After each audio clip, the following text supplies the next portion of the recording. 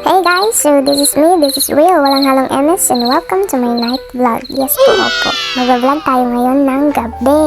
So, time check, 9:21 PM. And for tonight's video nga pala guys, ay mag-harvest kami ng sitaw. Yes, sitaw pa lang to. At meron pang kamatis, ampalaya, sili, at talong. Kaya napag-desisyonan na pipitasin na namin ngayon tong sitaw, and then kinamagahan na lang yung iba pang mga gulay. Kasi kung bukas pa namin pipitasin tong sitaw ay siya na aabutin kami ng hapon. So sobrang dami namin yung harvestan bukas. At ang reason din bakit inunan namin tong sitaw kasi masyado tong matrabaho.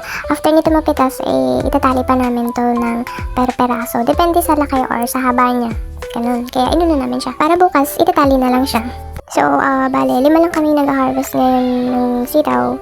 Ang setup namin is isang linya lang kami. Bale, 5 at kalahating tudling lang naman. Tudling which means isang linya. Ganun, basta pag ganun.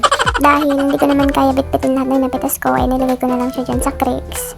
Tapos guys, sa sobrang dami ng bunga ng sitaw nito, halos mapuno talaga yung isang creeks sa isang linya lang. As in. At ayan, nagtagpo-tagpo na kami sa dulo ng tudling. Kaya ang ibig sabihin ng nito guys is tapos na kasi nakarating na kami dun sa dulo. Ayan na rin si mama. At binuhat na rin nila yung sitaw papunta dun, pabalik. At kagandahan lang din guys, kapag gabi nag-harvest, syempre hindi mainit unlike kapag araw kami nag-harvest. Kaya lang madilim talaga. Gamit lang namin itong mga solar panel, and flashlights. After harvest guys, itong sitaw ay pinipitasan lang namin siya every after 3 days. Ganun lang siya kabilis. So, ayan na, bale, ito na lahat guys yung na-harvest namin dito sa sitaw. Ito pa yung nasa crates, di ko pa siya na ibababa. Kaya, ibababa ko na, sandali.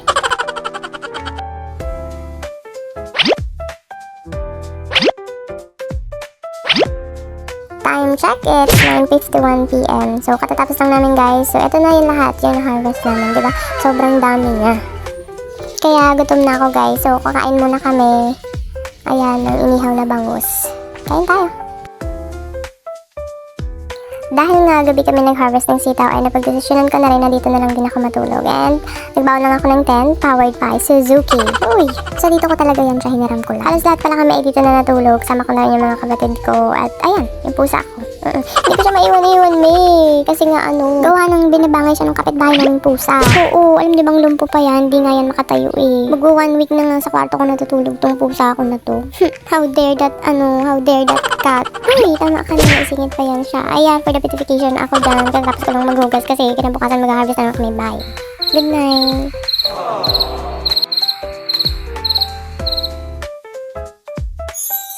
And good morning. Huy, siya, para talagang bagong gising yung boses. Ito na, nag-voice over lang naman. Hindi, may sipag kasi ako guys, kaya medyo, ano na.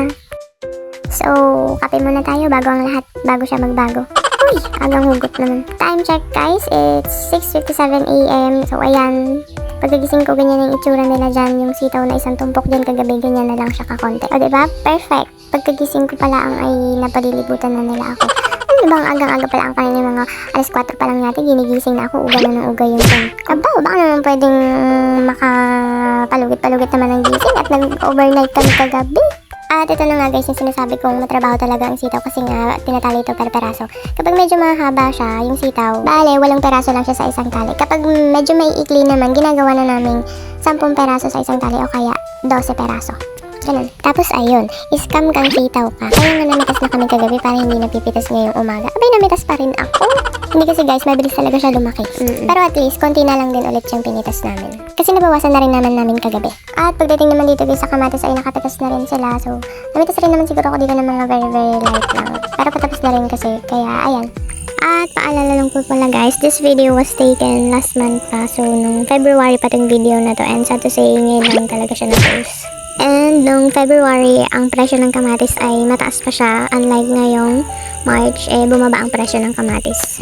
At ito naman guys, yung sili. Ito yung siling panigang. Tapos kung makikita nyo yung mga nag-harvest na yan, ay naku mga angkol. Ako'y natutuwa sa inyo. Yan kasi yung mga kainuman ni Papa kagabi. Abay, ganyan dapat palagi. Pagkasama sa inuman, abay, dapat kasama rin sa pitasan para masaya. Uy, huwag naman palagi. Siyempre mga busy din yan sila sa buhay nila. Hindi, nakakatuwa lang kasi nagkukwentuhan sila ng mga nagmaoy kagabi. Ayun.